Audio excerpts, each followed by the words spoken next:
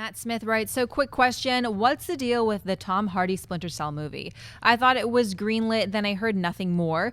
Do you guys know any information? And if the new Assassin's Creed movie is good, do you think that will help this film kick into gear? Thanks and keep up the great work from your biggest fan. Well, to the last part of your question, we've been saying for a long time, the entire genre of video game movies right now is hinging on two very important films coming out, Warcraft and Assassin's Creed.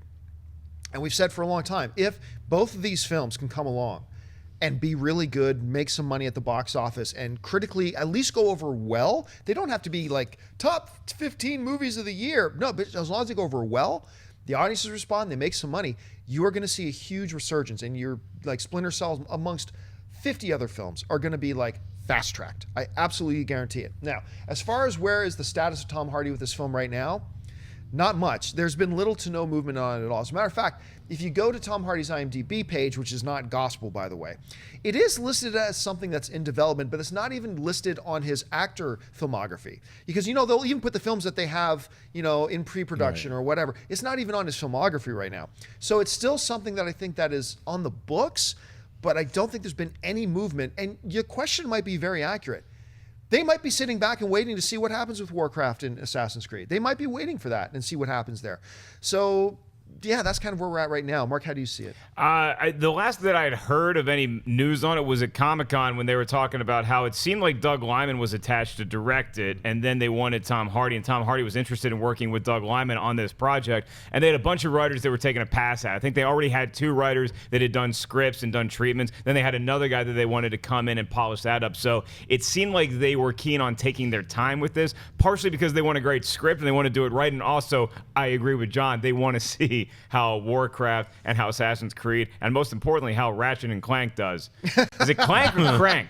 Is it Crank? Clank, I think it's Ratchet and Clank. I don't know. I screwed up Rocco. He's not a dog. He's a wallaby. I apologize to everybody who I may have insulted yesterday. He wears a shirt, though, goddammit. He does wear a Hawaiian shirt. He didn't screw up that bad.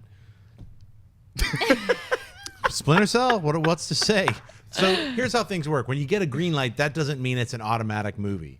That just means you have a green light to move forward into development hell. And that's what this movie is in now. It's called development hell. When you have a green light, you get a couple of scripts, you attach a couple of actors, you start playing with some directors. Hey, well, what are you doing in the next 3-4 years of your life? And that's what happens for year after year after year. I think Splinter Cell has been in some form of development for almost 2.5 years now.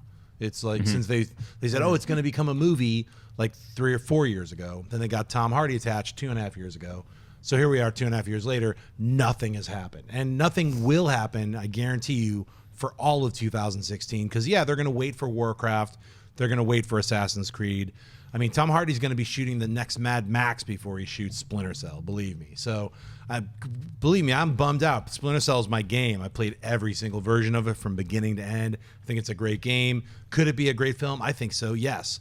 When will they get it together to just make the film and not worry about the other films? And just treat it like, how can we make this a great film instead of looking at it as a video game movie?